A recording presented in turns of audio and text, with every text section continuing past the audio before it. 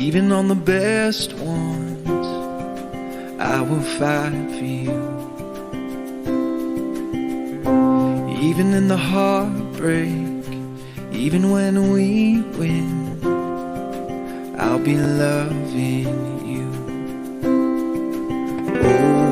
Over and over again, you'll be mine.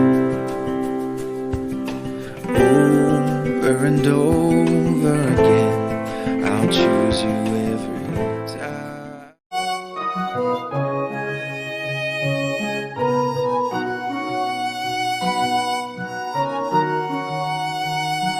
Kalvari के पास खड़ा हो, खून की धारा देखता जा, तेरे पापों का यही दाम दिया है मसीह यीशु ने। हम प्रभु परमेश्वर को दिल की गहराई से धन्यवाद देते हैं।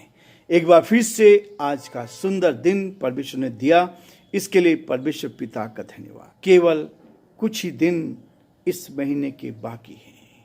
प्रियो, मैं आप सभी का स्वागत करता हूं। Living Christian movement fellowship ministry में परमेश्वर ने हमें एक साथ जोड़ा है ताकि हम एक दूसरे को प्रोत्साहन कर सकें, एक दूसरे के साथ प्रोत्साहित होकर परमेश्वर की महिमा कर सकें। प्रियो, यही है परमेश्वर का वचन कि हम एक दूसरे को उठाएं। वो कहता है, कल हम देख रहे थे, परमेश्वर हम में बसना चाहता है, हमारे साथ रहना चाहता है, ताकि वो कहता है, वो प्रतिज्ञा करता है, मैं उसमें बसा रहूँगा। इसलिए प्रियो, परमेश्वर का वचन कहता है, शहीद होने का साहस, शहीद होने का साहस। यीशु मसीह को इसी मिशन के लिए इस संसार में भेजा गया था कि वो मनुष्य जाति के लिए अपने प्राणों को दे। और जब वो इससे पहले कि उसको क्रूस पे चढ़ाया जाए, उसको पकड़वाया गया, वो गत्समी नाम के बाग में, जिसको हम लोग देख कर आए। परमेश्वर ने हमें सौभाग्य दिया, मुझे भी सौभाग्य दिया, मेरी पत्नी को भी सौभाग्य दिया कि हम यरूशलेम में उस गत्समनी बाग को देखने पाए। उस गत्समी बाग में जहाँ यीशु अपने चेलों के साथ अंतिम प्रार्थना में था। इससे पहले कि यहूदी लोग, वहाँ के सिपाही उसको पकड़ते, वो प्रार्थना करने गया और चेलों को कहा कि प्रार्थना करो, प्रार्थना करो। और उस गत्समी बाग में आज भी वो पेड़ है। हम उस चीज़ को देख कर आए कि परमेश्वर ने अपने बेटे को इस संसार में इसलिए भेजा था ताकि मेरे गुनाहों के लिए वो बलिदान हो जाए, और न केवल बलिदान हो जाए परंतु तीसरे दिन जीवित हो उठे। और वो तीसरे दिन जीवित हो उठा। इसलिए शहीद होने का साहस हर कोई नहीं कर सकता।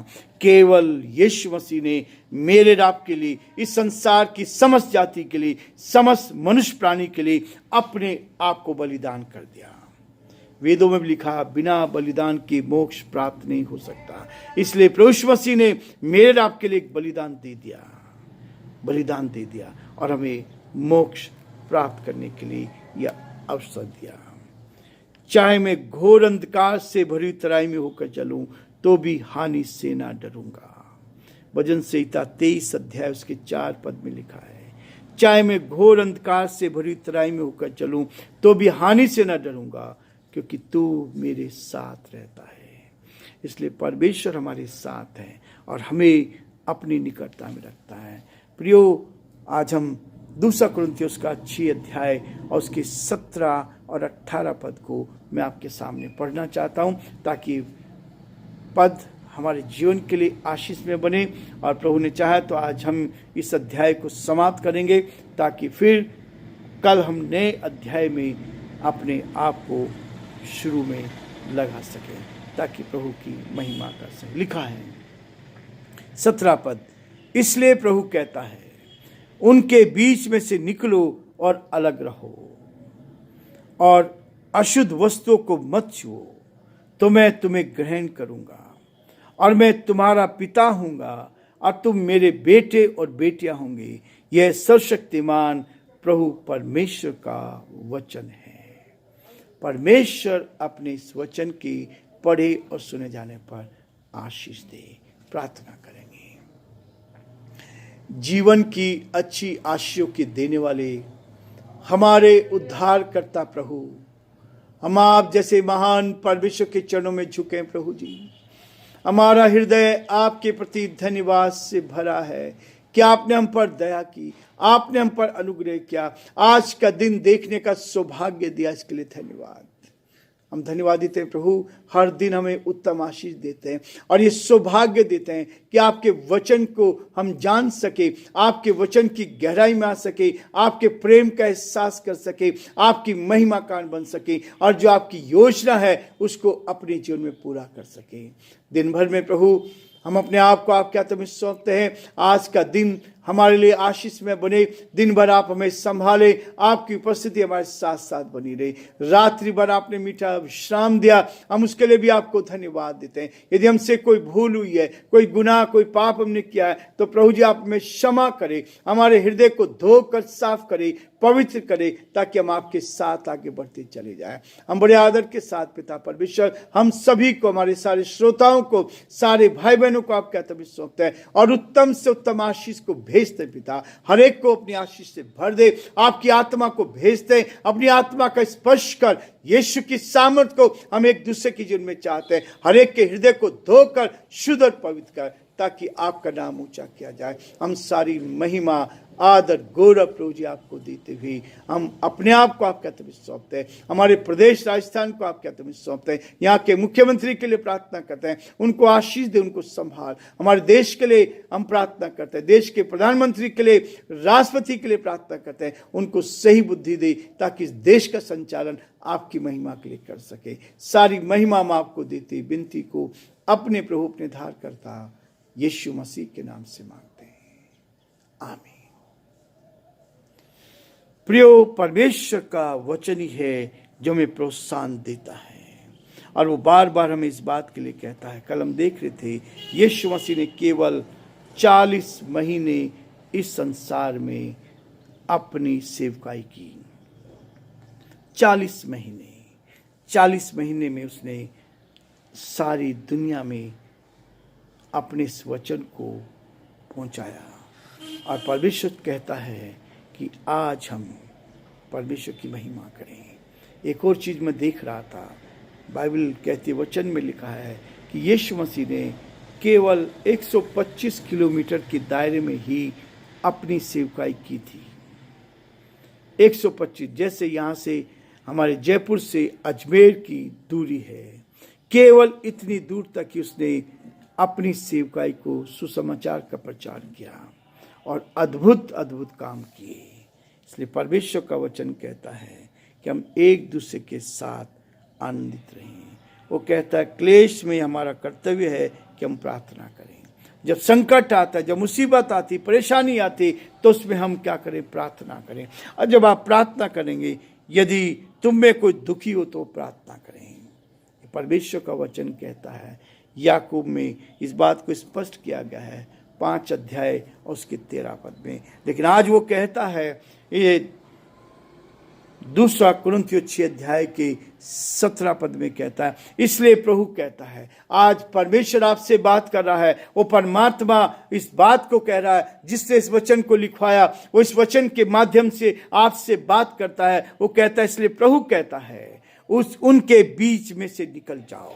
पाप को अपने जीवन से अलग कर दो, पाप की गंदगी को अपने जीवन से अलग कर दो। पाप से अलग करके आप परमेश्वर के साथ अपने रिश्ते को बना ले। इसलिए कहता है, इसलिए प्रभु कहता है, उनके बीच में से निकलो और अलग रहो। पाप से जब आप अलग रहोगे तो आप सबसे अलग दिखाई देंगे। आप सच्चाई पे चलेंगे तो सबसे अलग दिखाई देंगे। इसलिए विश्वासी का और अविश्वासी का कभी मेल जो नहीं होता, अंधकार और ज्योति का कभी मेल नहीं होता। इसलिए प्रियो, वो परमेश्वर का वचन कहता है, उनके बीच में से निकलो और अशुद्ध वस्तुओं को मत छुओ। आज संसार कहता है इसके छूने से अशुद्ध हो जाते हैं, लेकिन प्रियो, पाप को अपने अंदर रहने से अशुद्ध नहीं होते हैं। सबसे महत्वपूर्ण है, पाप हमें अशुद्ध करता है। उस पाप को छोड़कर हमें अलग रहना है। पाप से अलग रहने की बात करता है और उनके बीच में से निकलो। जो पाप में जीवन जी रहे हैं उनके बीच में से निकलो। इसलिए प्रियो, परमेश्वर का वचन मुझे और आपको, जब इस अध्याय का अंत हम कर रहे हैं, परमेश्वर चाहता है कि अशुद्ध वस्तुओं को मत छुओ, तो मैं तुम्हें ग्रहण करूंगा। हम अपने आप को, अपने दिल को, अपनी आत्मा को शुद्ध करें, पवित्र करें, तो वो कहता है मैं तुम्हें ग्रहण करूंगा। वो हमें अपनी संतान बनाता है, और न केवल संतान बनाता है, कहता है और मैं तुम्हारा पिता हूंगा। मैं तुम्हें जब ग्रहण करूंगा जब आप शुद्ध होंगी, जब आप अपने जीवन को पवित्र करेंगे, अपने शरीर में से, अपनी आत्मा में से शुद्धता अशुद्धता को दूर करेंगे और परमेश्वर की गहराई में आगे बढ़ेंगे। इसलिए कहता है और मैं तुम्हारा पिता हूंगा और तुम मेरे बेटे और बेटे होंगे, तुम मेरे बेटे और बेटियां होंगी। प्रियो, ये है परमेश्वर का रिश्ता मनुष्य के साथ। जो रिश्ता है उसी ने हमें बनाया, उसी ने इस पृथ्वी पर हमें रचा, इस पृथ्वी पर रखा है, और जब उसकी इच्छा होती है तब वो इस पृथ्वी से हमें बुला लेता है। इसलिए वो कहता है यह सर्वशक्तिमान प्रभु परमेश्वर का वचन है, यह सर्वशक्तिमान प्रभु परमेश्वर का वचन है। परमेश्वर का धन्यवाद करते हैं इस अध्याय के लिए, जिसमें परमेश्वर ने कहा हम जो परमेश्वर के सहकर्मी हैं, ये समझाते हैं कि उसका अनुग्रह जो तुम पर हुआ है वह व्यर्थ ना जाने पाए।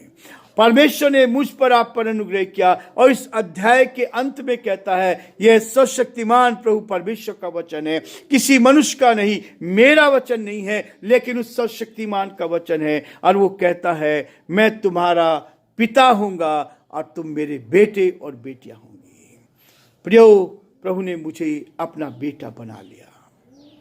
आज से 44 साल पहले 28 सितंबर 1980 को मैंने अपने गुनाहों से तौबा की, मैंने दूसरे जन्म को प्राप्त किया और परमेश्वर की शांति को प्राप्त किया, और आज तक प्रभु ने उस शांति से भर कर रखा ताकि हम दूसरों को वो शांति बांट सके। हम केवल शांति बांटने का काम करते हैं ताकि हर एक के घरों में शांति हो, हर एक के मनों में शांति हो, हर जाति, हर भाई, हर वर्ग के लोग इस शांति को प्राप्त करें। जो शांति मुझे मिली है वो शांति आपको भी मिल जाए।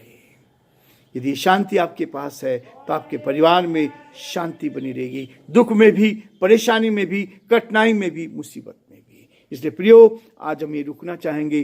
कल से हम नए अध्याय का 7वें अध्याय का अध्ययन शुरू करेंगे। प्रभु आप सबको आशीष दे। और यदि आपको समय मिलता है तो 2 कुरिन्थियों उसका 7 अध्याय को आप पढ़ें ताकि परमेश्वर आपसे बातचीत करे। प्रभु आप सबको बहुत आशीष दे।